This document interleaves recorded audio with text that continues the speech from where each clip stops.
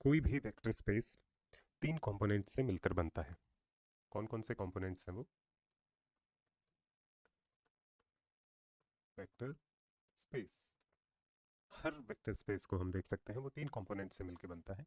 पहला कंपोनेंट है एक वेक्टर्स का सेट होगा, वेक्टर्स होने चाहिए।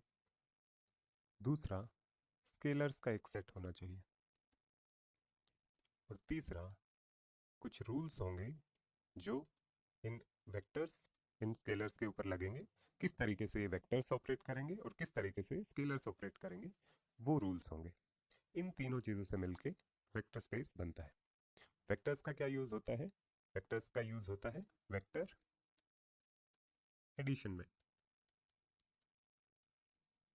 स्केलर्स का क्या यूज़ होता है? स्केलर मल्टीप्लिकेशन में। और रूल्स कौन से होते हैं ये हम आगे देखेंगे। वेक्टर्स अपने वेक्टर एडिशन की प्रॉपर्टी को यूज़ करते हैं, जैसे कि वेक्टर 1 को आप किसी दूसरे वेक्टर के अंदर ऐड कर सकते हैं और आपको कोई थर्ड वेक्टर मिल जाता है। ये प्रॉपर्टी हम मानते हैं वेक्टर एडिशन की प्रॉपर्टी होती है। इसको हम इस तरीके से भी देख सकते हैं डायग्रामेटिकली कि वेक्टर v1 के अंदर हम किसी दूसरे वेक्टर v2 को ऐड कर सकते हैं इस तरीके से। इसको हम बोल सकते हैं v1 प्लस v2। इस प्रॉपर्टी को बोला जाता है वेक्टर एडिशन प्रॉपर्टी। अब हमने ये जो सारे वेक्टर्स हैं v1 v2 v3 ये कहाँ से उठाए हैं? उस सेट से उठाए हैं जो हमने माना है वेक्टर्स का सेट होगा। वेक्टर्स सेट, उसमें से हमने वेक्टर्स को उठाया है और हम उनको ऐड कर सकते हैं इस तरीके से अल्जेब्राइकली और इस तरीके से डायग्रामेटिकली।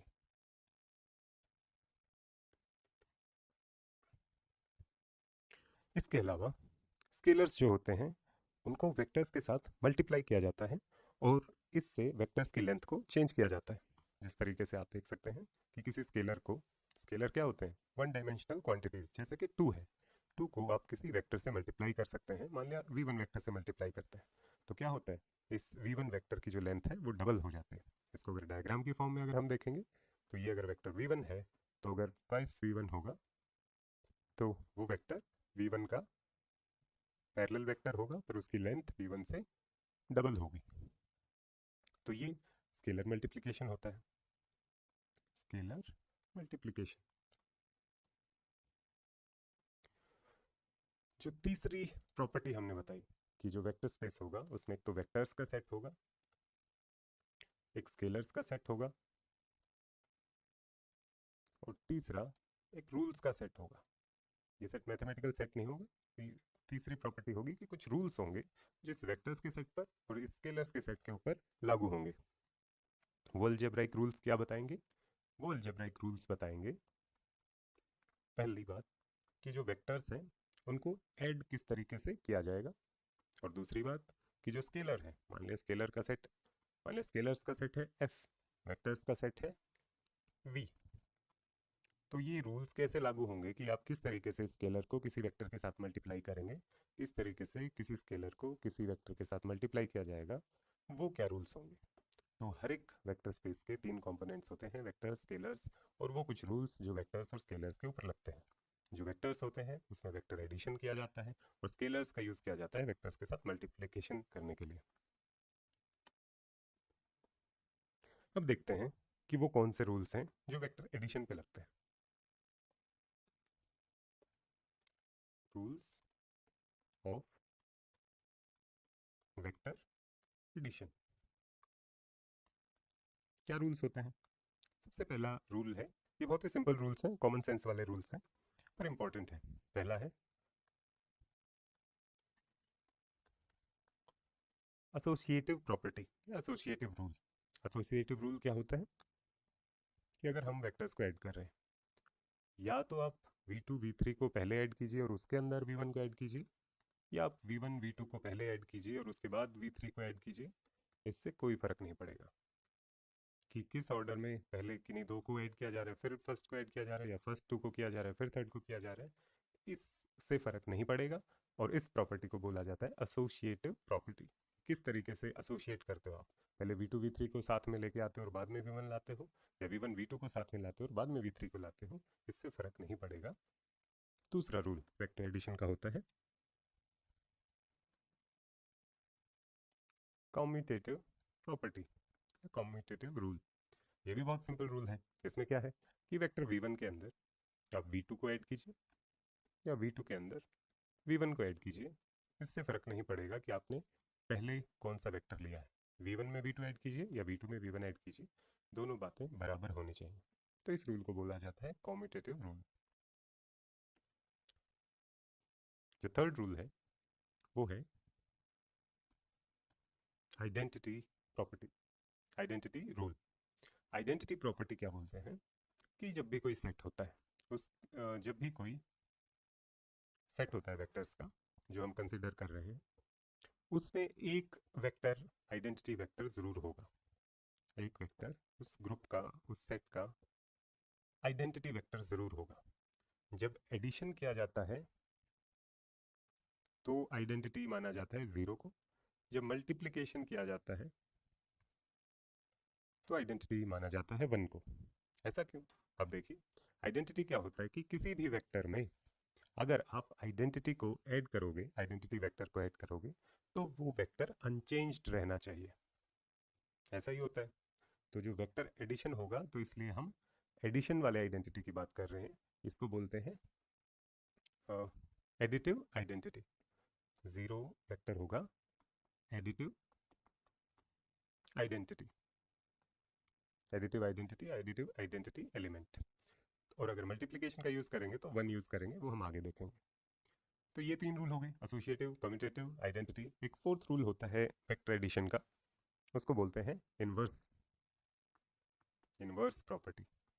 इनवर्स का मतलब क्या है? अगर कोई वेक्टर एग्जिस्ट करता है v1, तो उसका ऑपोजिट, उसका इनवर्स वेक्टर भी एग्जिस्ट करना चाहिए। इनवर्स कब माना जाएगा कि उस वेक्टर में अगर उसके इनवर्स को ऐड करेंगे तो हमें आइडेंटिटी एलिमेंट मिलना चाहिए, आइडेंटिटी वेक्टर या 0 वेक्टर मिलना चाहिए। तो ये जो ऑपोजिट ऑफ v1 होगा उसको इनवर्स बोला जाएगा। तो हर एक एलिमेंट जो सेट v में है, हर एक वेक्टर जो सेट v में है, उसका इनवर्स भी एग्जिस्ट करना चाहिए। जो लास्ट प्रॉपर्टी है और जो सबसे इंपॉर्टेंट प्रॉपर्टी है, सिंपल है बट बहुत इंपॉर्टेंट है, वो प्रॉपर्टी है closure property. Closure property, closure property क्या बोलती है? ये बोलती है कि अगर दो वेक्टर्स हैं, v1 है, वो भी हमने सेट v से उठाया है, कोई दूसरा वेक्टर v2 है, वो भी हमने सेट v से उठाया है, तो जब हम उसको ऐड करेंगे v1 और v2 को, कोई भी 2 या 3 या जितने भी वेक्टर्स हमने v से उठाए हैं, जब भी उनको ऐड किया जाएगा, जो रिजल्टेंट वेक्टर आएगा v3, वो भी सेट v के अंदर ही होना चाहिए। इसको बोलते हैं क्लोजर प्रॉपर्टी, कि v1 अगर v से बिलोंग करता है सेट से, v2 अगर सेट v से बिलोंग करता है, तो जो उनका एडिशन होगा v3, ये सेट v से ही बिलोंग करना चाहिए, सेट v के बाहर ये नहीं हो सकता। अगर ये सेट v के बाहर होगा तो जो रूल्स ऑफ वेक्टर एडिशन है वो वायलेट हो जाएंगे और ये जो वेक्टर स्पेस कंसिडर किया है हमने, वो वेक्टर स्पेस नहीं रहेगा। तो ये रूल्स हैं वेक्टर एडिशन के।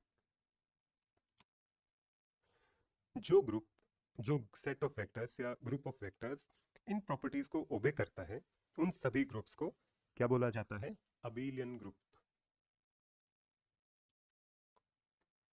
अबेलियन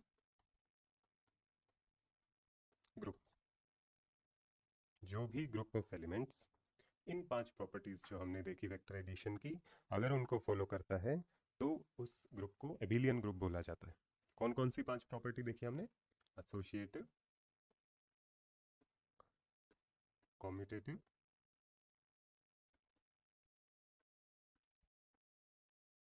आइडेंटिटी, इनवर्स, और सबसे इंपॉर्टेंट क्लोजर प्रॉपर्टी। जो भी ग्रुप इन 5 प्रॉपर्टीज को फॉलो करता है, उस ग्रुप ऑफ एलिमेंट्स को बोला जाता है अबेलियन ग्रुप। इन 5 में से जो सबसे क्रूशियल, सबसे यूजफुल प्रॉपर्टी होती है, उसे बोलते हैं क्लोजर प्रॉपर्टी। क्योंकि बाकी 4 प्रॉपर्टी हैं वो हम सब जगह कॉमनली ऑब्जर्व करते हैं सब ग्रुप्स में, जो जब भी हम मैथमेटिक्स का यूज़ करते हैं। पर जो क्लोजर प्रॉपर्टी है वो स्पेशल होती है अबेलियन ग्रुप के बारे में, और वो ज़्यादा यूज आते हैं। Now to sum up, vector set V के एलिमेंट्स जब एडिशन के लिए यूज़ किए जाते हैं तो हम उसको लिख सकते हैं सेट वी में हम क्या ऑपरेशन कर रहे हैं, एडिशन का ऑपरेशन कर रहे हैं। वी सेट है और ये ऑपरेशन है, एडिशन का ऑपरेशन कर रहे हैं। तो set V under addition operation is abelian if it follows those 5 rules जो हमने अभी बात की थी, कम्यूटेटिव, एसोसिएटिव, आइडेंटिटी, इनवर्स और क्लोजर प्रॉपर्टी को। क्योंकि ये सारे ऑपरेशंस और रूल्स सेट वी के अंदर के एलिमेंट्स पर ही हम लगा रहे हैं, जैसे कि v1 वेक्टर में v2 ऐड कर रहे हैं या फिर 2v1 में 3v2 ऐड कर रहे हैं, क्योंकि 2v1 भी तो सेट वी के अंदर ही होना चाहिए, 3v2 भी सेट वी के अंदर ही होना चाहिए। तो ये सारे के सारे एलिमेंट्स किससे बिलोंग करते हैं, वी से बिलोंग करते हैं, ये भी सेट वी से बिलोंग करते हैं। तो ये सारी एलिमेंट्स वी से बिलोंग करते हैं। तो इन्हीं एलिमेंट्स के साथ हम जब रूल्स या ऑपरेशंस लगाते हैं तो क्योंकि ये सारे एलिमेंट्स वी के अंदर ही होते हैं, वी के अंदर के एलिमेंट्स के ऊपर ही ऑपरेशन लगाते हैं, तो इसको बोला जाता है इंटरनल कॉम्पोजिशन। इंटरनल यानी वी के अंदर ही अंदर सब कुछ चल रहा है, ये सारे ऑपरेशन चल रहे हैं। तो अब तक हमने देखा जो वेक्टर स्पेस है उसके 3 सबसे इंपॉर्टेंट कंपोनेंट्स हैं। एक वेक्टर्स का सेट है, एक स्केलर्स का सेट है। जो वेक्टर्स और स्केलर्स के ऊपर कुछ रूल्स लागू होते हैं। वेक्टर्स के ऊपर जो रूल्स लागू होते हैं वो हैं वेक्टर एडिशन के रूल्स, और उन रूल्स को जब फॉलो किया जाता है तो हम बोल सकते हैं कि जो वेक्टर्स का सेट है वो एक अबिलियन ग्रुप को फॉर्म करता है। अबिलियन ग्रुप को फॉर्म करने का क्या मतलब हुआ कि वो 5 रूल्स वेक्टर एडिशन के टाइम पर फॉलो किए जाएंगे। अब हम देखते हैं कि स्केलर के कौन से रूल्स होंगे। स्केलर के जो रूल्स होते हैं उनको बोला जाता है scalar multiplication, scalar multiplication rules. इसमें स्केलर सेट के एलिमेंट्स को वेक्टर सेट के एलिमेंट्स से मल्टीप्लाई किया जाता है। स्केलर सेट और वेक्टर सेट दोनों अलग अलग होते हैं, इसलिए उनके मल्टीप्लिकेशन को एक्सटर्नल कॉम्पोजिशन बोला जाता है। जो स्केलर सेट है, मान लिया कि स्केलर का सेट एफ सेट है, वेक्टर्स का सेट वी सेट है, तो जब स्केलर मल्टीप्लिकेशन करते हैं तो हम किसी स्केलर को किसी वेक्टर के साथ मल्टीप्लाई करते हैं। इसका मतलब कि हम कोई सेट एफ से कोई एलिमेंट उठाते हैं, उसको हम सेट वी के किसी एलिमेंट से मल्टीप्लाई करते हैं, और जो रिजल्टेंट एलिमेंट मिलता है वो हमें वी के अंदर ही मिलता है। जैसे 2 इंटू वी वन बराबर है 2v1, तो जो v1 है वो भी सेट वी में होता है, और जो 2v1 है वो भी सेट के अंदर ही होता है, वी के अंदर, और जो 2 है वो एक स्केलर होता है जिसे हम एफ सेट से उठाते हैं। तो इसको इस तरीके से लिखा जाता है कि जो सेट एफ है स्केलर सेट है, जो वेक्टर वी का सेट है वो ये है, और जो रिजल्ट आएगा वो वेक्टर वी के अंदर ही आएगा। तो अब जो ये एलिमेंट है वो स्केलर से उठाया गया है, जो ये एलिमेंट है वेक्टर से उठाया गया है, तो ये दोनों सेट अलग अलग हैं, तो इस वजह से इसको बोला जाता है एक्सटर्नल कॉम्पोजिशन। वेक्टर्स के टाइम पे क्या हुआ था, वेक्टर्स के टाइम पे हुआ था v1 प्लस v2, जो v3 जो वेक्टर बना था, v1 भी v सेट से था, v2 भी v सेट से था, और v3 भी v सेट से ही था। तो इसको हम कैसे लिख सकते हैं, वेक्टर v, और हमने इसमें कोई ऑपरेशन लगाया, जैसे कि हमने एडिशन वाला ऑपरेशन लगाया था, v के अंदर ही ऑपरेशन लगाया, और जो रिजल्ट मिला है हमें वो भी v के अंदर ही मिला है। तो ये एलिमेंट v1 था, ये एलिमेंट v2 था, और जो v3 है वो भी सेट v के अंदर ही मिला था। इसकी वजह से इसको हमने बोला था इंटरनल कॉम्पोजिशन।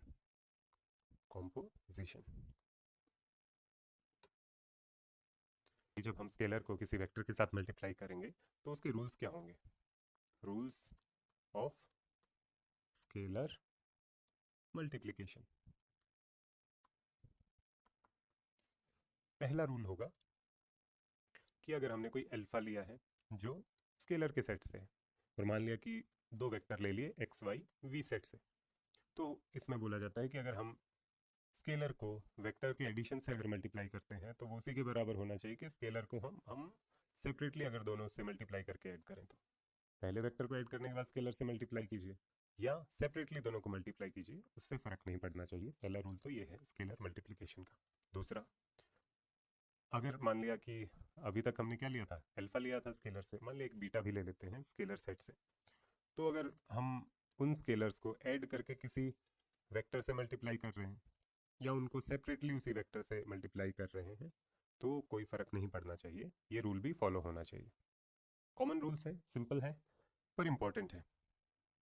तीसरा रूल क्या बोलता है कि चाहे आप पहले बीटा को मल्टीप्लाई कीजिए वेक्टर से और उसके बाद अल्फा से कीजिए, या फिर आप अल्फा से पहले मल्टीप्लाई कीजिए वेक्टर को फिर बीटा से कीजिए, या फिर दोनों को पहले एक साथ मल्टीप्लाई कीजिए और फिर वेक्टर से मल्टीप्लाई कीजिए, उससे कोई फ़र्क नहीं पड़ना चाहिए। ये भी कॉमन रूल है। और जो लास्ट रूल है वो है मल्टीप्लिकेटिव आइडेंटिटी का रूल। मल्टीप्लिकेटिव आइडेंटिटी का हमने क्या देखा था, मल्टीप्लिकेटिव आइडेंटिटी क्या होती है? मल्टीप्लिकेटिव आइडेंटिटी होती है 1। तो ये बोलता है कि अगर 1 को आप किसी वेक्टर से मल्टीप्लाई करेंगे तो वो वेक्टर अनचेंज्ड रहना चाहिए जब हम मल्टीप्लिकेशन कर रहे हैं। तो ये जो रूल्स हैं चार, इन चार रूल्स को बोला जाता है scalar multiplication rules. Multiplication rules. और ये रूल्स किसको बताते हैं कि जब किसी स्केलर को किसी वेक्टर के साथ मल्टीप्लाई करेंगे और जो वेक्टर मिलेगा तो वो किन रूल्स के अंतर्गत मल्टीप्लाई कर सकते हैं, इन रूल्स के अंदर मल्टीप्लाई कर सकते हैं, और इसको बोला जाएगा एक्सटर्नल कॉम्पोजिशन।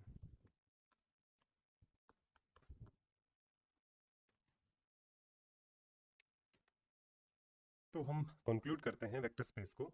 फाइनली हम देख चुके हैं कि जो वेक्टर स्पेस होता है वो वेक्टर स्पेस दो सेट से मिलकर बनता है। एक सेट होता है वेक्टर्स का और दूसरा सेट होता है स्केलर्स का। जो वेक्टर्स का सेट होता है वो एक अबिलियन ग्रुप बनता है जब हम उसमें एडिशन का ऑपरेशन लगाते हैं।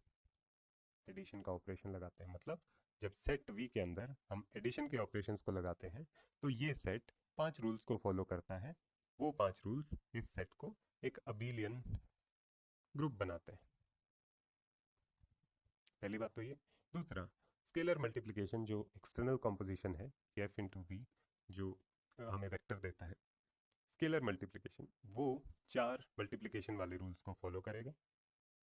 अगर ये दोनों सेट अगर ये सेट इन 5 रूल्स को, ये दोनों सेट की मल्टीप्लिकेशन इन 4 रूल्स को फॉलो करती है तो ये दोनों सेट मिलकर वेक्टर स्पेस को फॉर्म करते हैं। उसको हम बोलते हैं वेक्टर स्पेस। इसका एग्जांपल क्या है? फॉर एग्जांपल एक वेक्टर का सेट है, उसको बोल देते हैं एक्स वाई, और इसमें एक्स भी कोई भी रियल नंबर हो सकता है, वाई भी कोई भी रियल नंबर हो सकता है। एक एफ सेट है, ये क्या सेट होगा? ये स्केलर का सेट होगा। ये क्या है? स्केलर सेट है a belonging to real number also. तो ये दोनों मिलकर ये सेट जो एक्स वाई का सेट है और ये जो स्केलर है, ये कोई भी स्केलर हो सकता है, कोई भी रियल नंबर हो सकता है, ये सेट दोनों मिलकर बनाते हैं X Y plane. X Y plane का कोई भी पॉइंट एक्स कोमा वाई की फॉर्म में लिखा जा सकता है। एक्स कोमा वाई वेक्टर की फॉर्म में, general vector X comma Y की फॉर्म में लिखा जा सकता है। और इस तरीके से ये वेक्टर का सेट और ये स्केलर का सेट दोनों मिलकर एक्स वाई प्लेन को जनरेट करते हैं। X Y plane as a vector space generate किया जाता है इन दोनों सेट्स के द्वारा। तो ये कंप्लीट करता है हमारी अंडरस्टैंडिंग वेक्टर स्पेस की।